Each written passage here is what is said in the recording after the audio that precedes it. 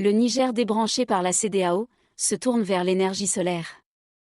Niamey a mis en fonction une nouvelle centrale photovoltaïque, alors que le pays est confronté à un manque d'approvisionnement en électricité, qui provient en grande partie du Nigeria, à la suite des sanctions de la Communauté économique des États de l'Afrique de l'Ouest en réponse au coup d'État du 26 juillet.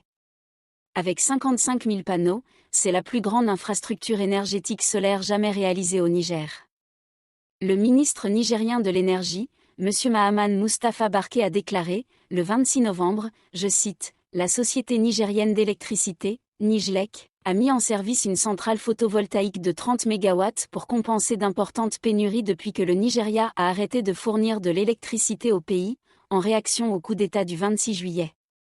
L'entreprise nationale relève déjà une amélioration de la qualité de la desserte de ses abonnés, notamment dans la capitale Niamey, 1,5 million d'habitants, à Dosso, sud, et à Tillabéri, ouest, a-t-il expliqué à la télévision. La centrale photovoltaïque devait être fonctionnelle depuis le 25 août, mais sa mise en service a été retardée par le départ du Niger de la plupart du personnel technique, expatrié après le coup d'État, a expliqué le ministre nigérien de l'Énergie. Le démarrage de la centrale a été rendu possible grâce à certains techniciens, qui sont restés à Niamey, a-t-il ajouté, sans donner plus de précision.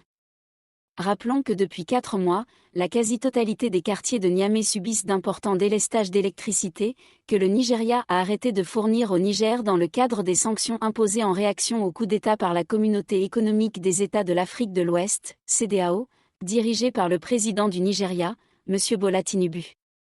Jusque-là, le Nigeria fournissait 70% de la part d'électricité achetée par la Nijlek, seul fournisseur du pays, selon un rapport de 2022 de cette entreprise.